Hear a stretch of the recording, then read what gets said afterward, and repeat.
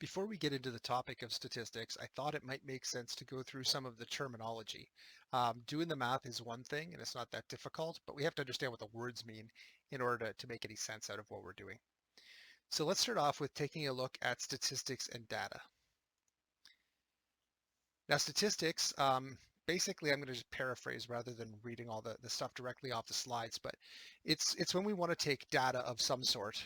We want to take it, collect it, compile it, put it together, make some sort of sense of it, and then hopefully draw some conclusions. Now, the drawing conclusions, that part is always a little bit skeptical about how it works. That part is definitely a bit of an art form. I know it says here statistics is a science, and the math part of it is. The interpretation part of it is often open to some review. So, for instance, if I say that my math class this year has an 80% average, and yes, last year it had a 75% average, that's collecting the data, organizing it, summarizing it. But as far as drawing conclusions from it, I don't know if I could draw really good conclusions from it. I mean, I could assume that my students got better. I could assume that, but I should go back on that one. When the assumption is made that the students got better, the students are learning better, that's usually a big misinterpretation of data because it's not the same students as I had last year, obviously. They're a completely different group of students. So I could conclude that the students I have this year are better than the students I had last year, which is one possibility. I could make the conclusion that I'm teaching better this year than I taught last year. Also, probably not correct. I'm pretty sure I'm teaching about the same as I have been for the last several years. I could make a conclusion that the tests this year might have been a little bit easier. And that's why I try to keep things kind of balanced from semester to semester, year after year, to kind of see if that's, or kind of hold one thing constant. So I try not to make things harder than I have to. But there's a number of conclusions that could be made, and that part is definitely not much of a science. The making conclusions is wide open to interpretation, and usually leads into further statistics assignments or further examinations where you collect more data and analyze it as well. Now, when we talk about statistics, um, it's something that I think most people from at least some instinctual level kind of have an idea what we're talking about. If you haven't taken calculus, you may not know exactly what calculus is, and that's fair, but most people kind of know what statistics is when they hear the word. Um, and the reason for that is because statistics realistically come into play constantly. They're in the newspapers, they're on television. I say they're in the newspapers like anyone reads the newspaper anymore, but they're constantly in our ads that we see online. They're constantly everywhere. Um, so statistics can be very deep and complex, or it might be something very simple, like the example given here, which is on average a student in grade 12 does 55 minutes of homework a night. By the way, I have no idea if that statistic is true. I've never done that actual study, but that would be an example of statistics. So it could be an average. It could be any number of things. It could be, most people like chocolate ice cream more than vanilla. I mean, that could be a statistic. Again, don't know if it's true, but it's the kind of thing that you might hear that would fall under the category of statistics. Since we're putting time into talking about collecting data and working with data and analyzing data, I think it's important to understand exactly what data is. So data is really just any kind of information that we collect about any topic. And we often think of it as being something numerical, but that doesn't have to be the case. Data can be something that could be something like, for instance, we could collect information about the color of things. I could collect how people are feeling when they go to the doctor. Are they happy? Are they sad? Are they anxious? So those are things that are non-numerical, but they're still data. They're still information that we can collect and analyze. And we can still collect and analyze them using mathematical procedures. Not necessarily like I can't convert happy is like an 8 and sad is a 3 type thing, but I can say that this percentage of people are happy and this percentage of people are sad. And therefore there is some mathematical context in which to use that data.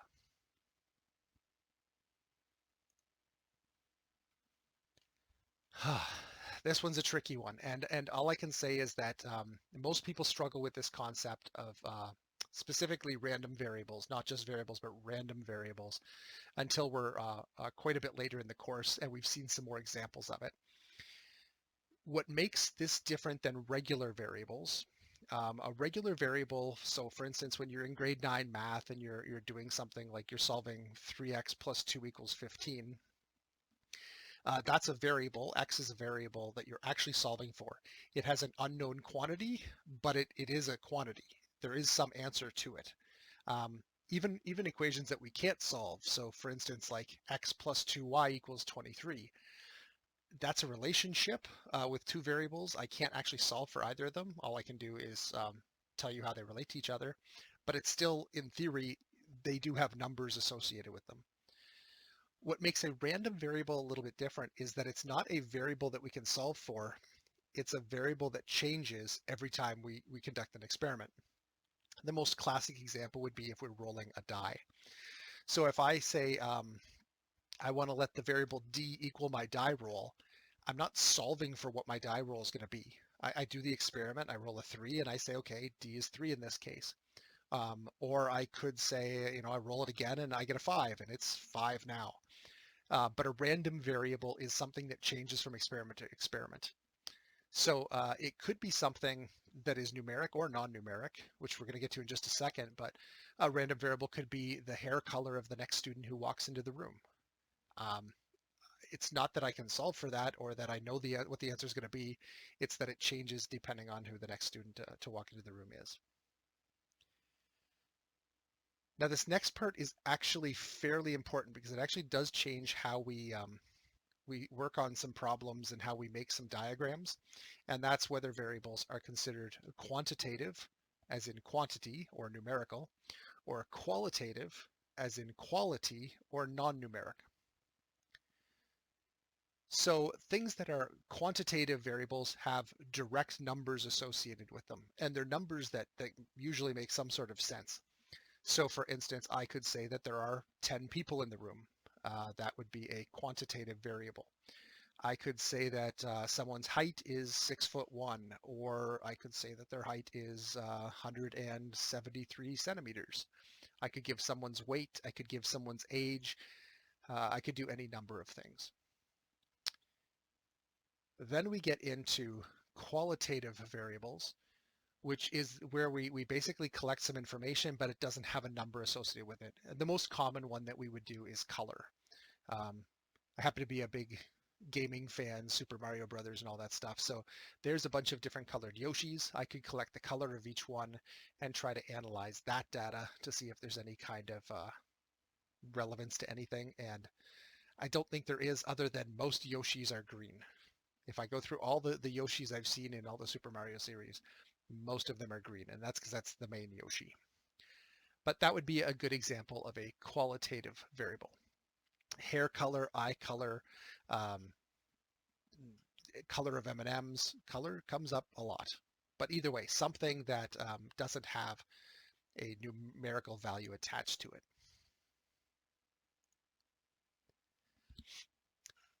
This next idea is both important as far as how we solve problems, but it's also a little bit tricky. It's something that's not kind of set in stone like most of the things that we're going to talk about. I'm going to talk about the big ideas of discrete or continuous, and most of the variables that we look at, it'll be obvious which one it is, but not always.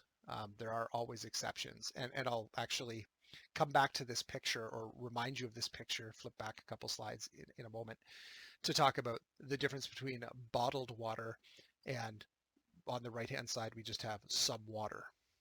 On the left, we have something that's a discrete variable. I can count bottles of water.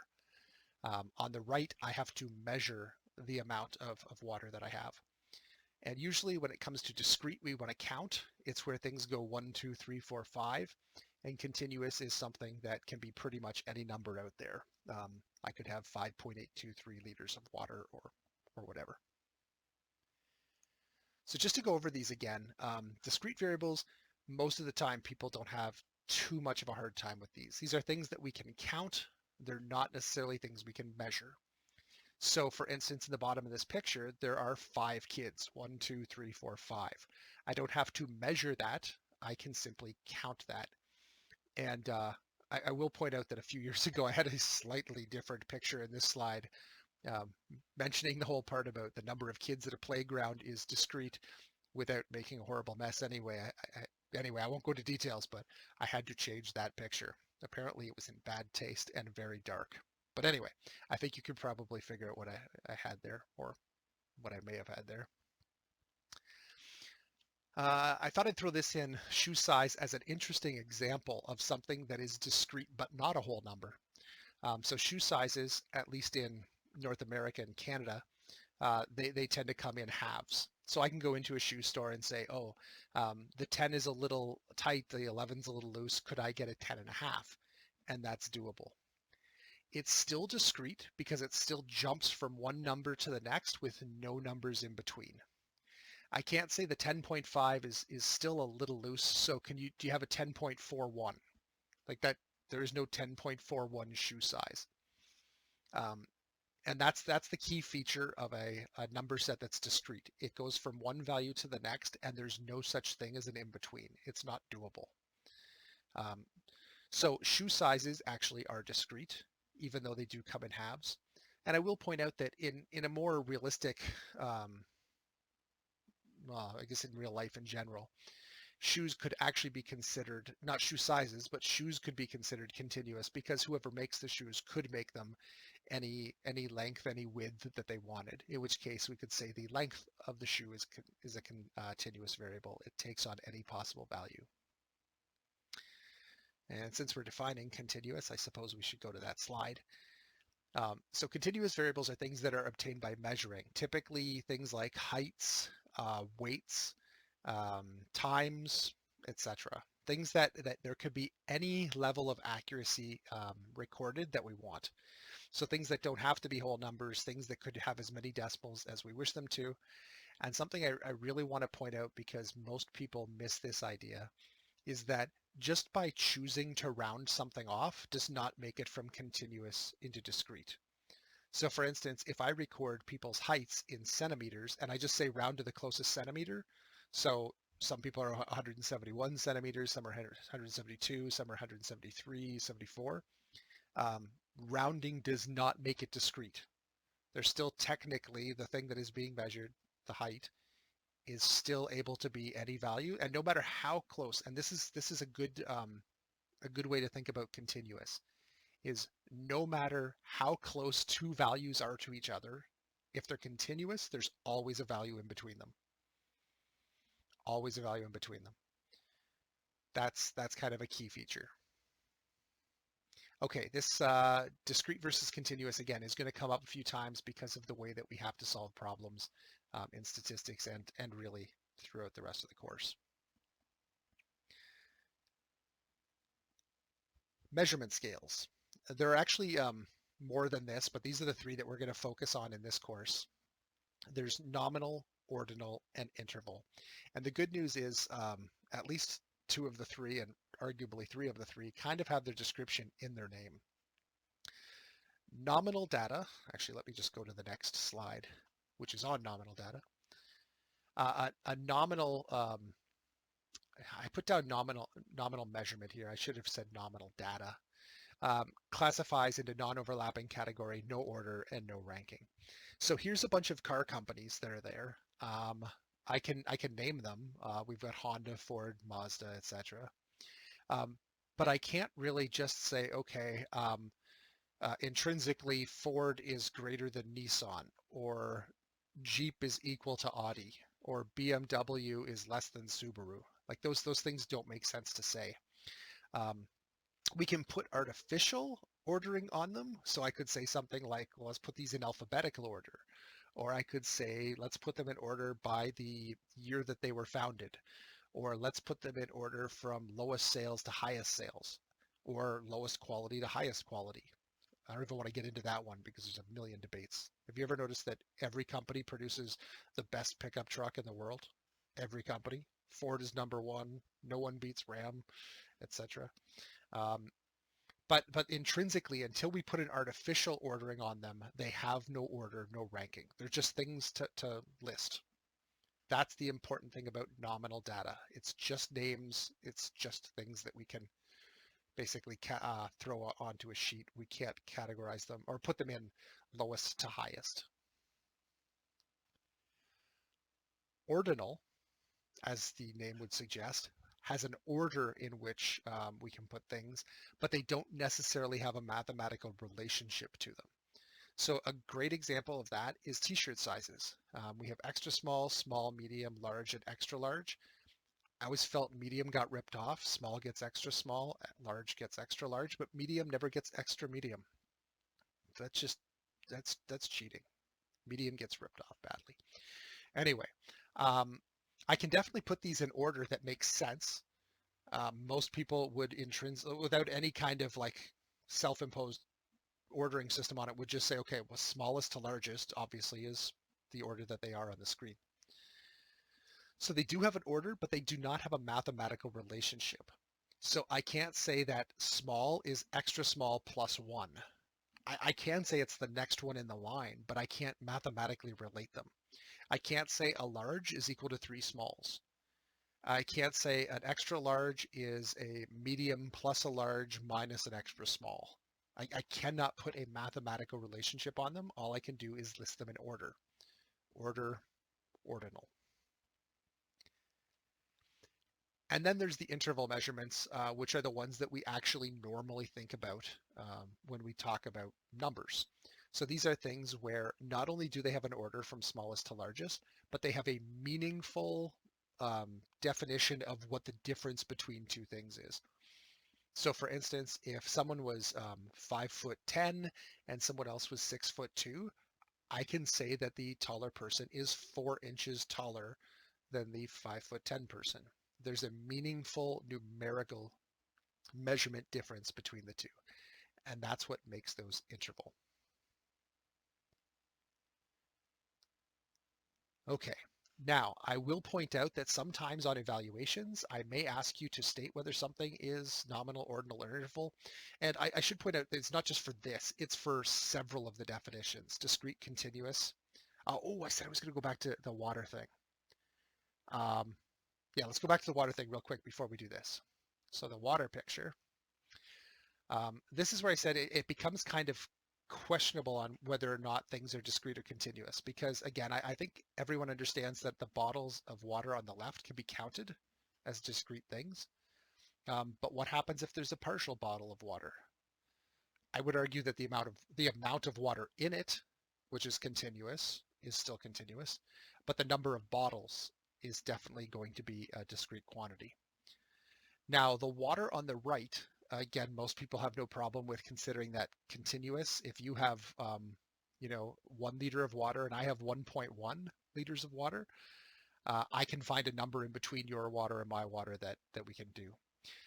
Now, where this gets a little bit weird is if we actually start thinking like quantum level, because on the right-hand side, despite the fact that any realistic person would consider the amount of water in something continuous, you could theoretically argue that the water is made up of molecules of H2O molecules, and because of that, it is discrete.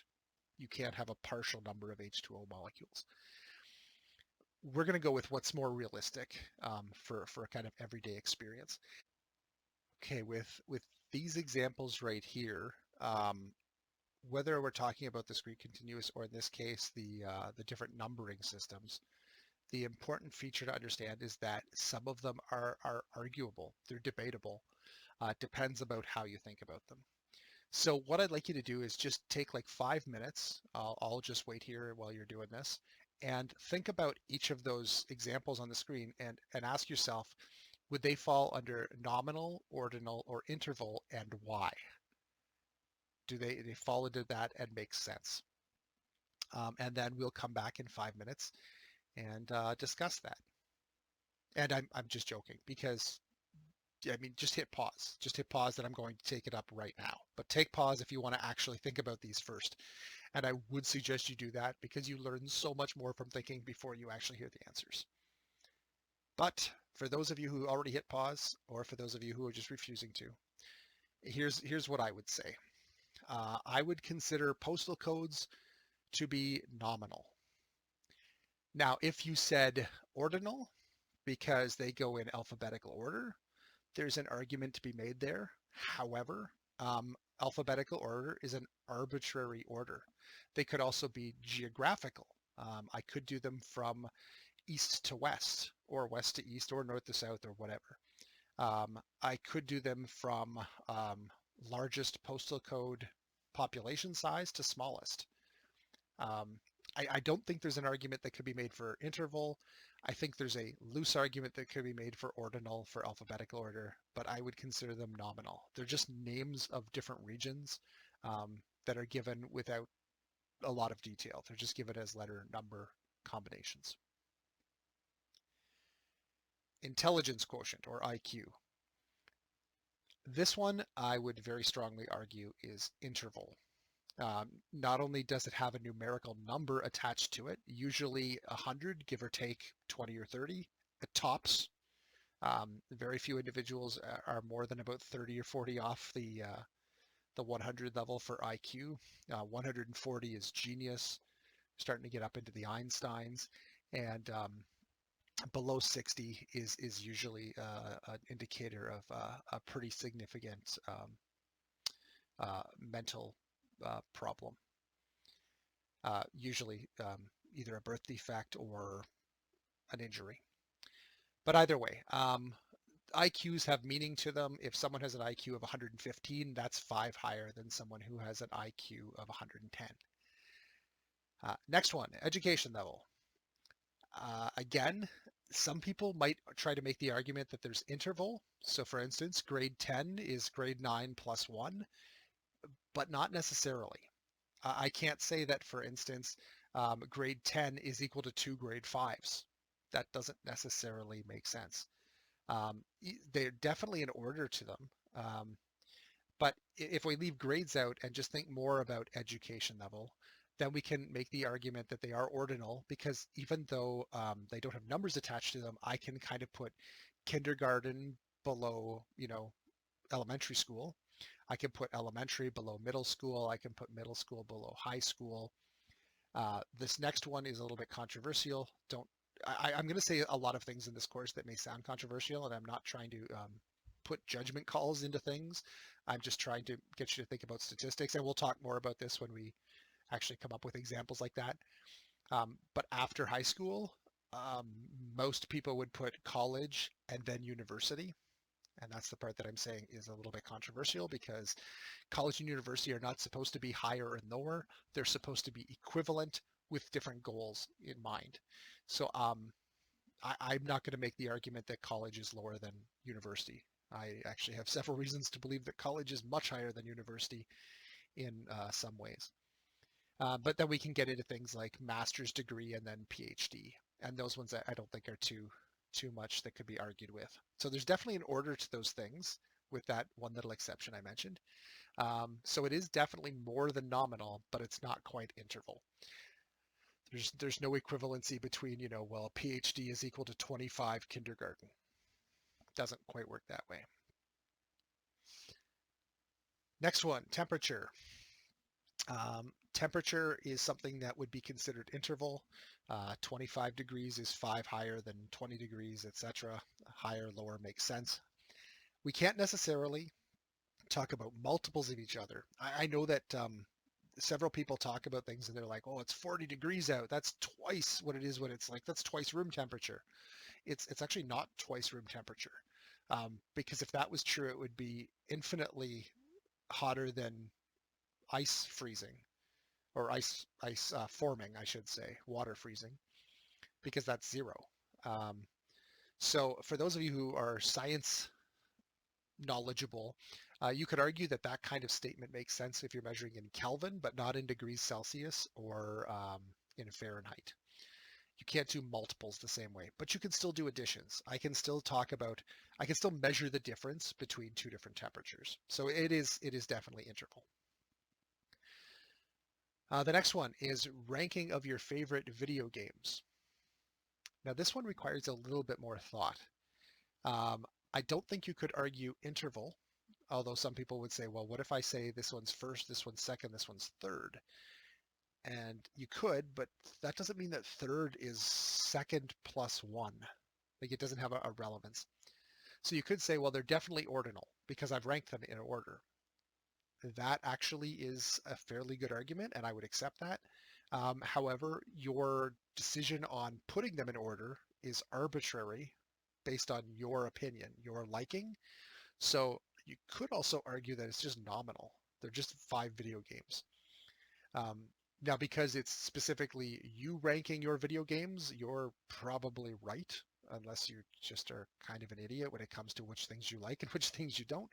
So I don't know. I think ordinal would be the best answer for this one, but I think there is possibly a argument for nominal. And then handedness, whether you're left-handed or right-handed. I guess I could put other there, but I can't think of too many examples of people who are not left or right-handed. I guess you could be ambidextrous, that's both. Um, some really clumsy people that might be neither, I guess. But either way, I don't think I can say one is less than, greater than, equal to, or anything like that. So it's definitely not interval because there's no numbers attached. I don't believe it's ordinal because there's no intrinsic order to it. They are just nominal data. Okay, and just a final reminder that should you encounter something like this, whether it's this or continuous versus discrete, or really any other type of thing that we encounter in the course, um, there are always examples of things that I'm not looking for one right answer. I'm looking for an answer with a justification. So if on a test I said, what is what is it? Is education level nominal, ordinal, or interval? I might accept more than one answer, but I would definitely require an explanation. And I would say that sometimes one explanation's better than another, or sometimes one answer is better than another. But they're open. So when it comes right down to it, answer every question just to the best of your ability. It's not like I don't want you to second guess or rethink things. Make a decision if you can argue it, and then argue it. Um, Chances are, if it's not the exact right answer, it's because you either didn't understand it, in which case you probably weren't going to get it right anyway, um, or if you tried to make a different, or if there was a better answer out there, it's probably something you didn't see. So just choose an answer, and if it asks for an explanation, argue it to the best of your abilities. Okay, we're going to stop there and we'll continue on in our next slideshow.